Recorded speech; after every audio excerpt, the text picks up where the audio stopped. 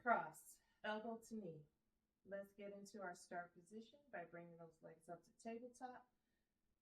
We take an inhale to lift our head, neck, and chest as we look forward towards center. We're going to bring your hands behind the head. Grow tall at the crown of the head as you twist your torso. Draw the right knee in as the left leg stretches away. Elbow towards knee.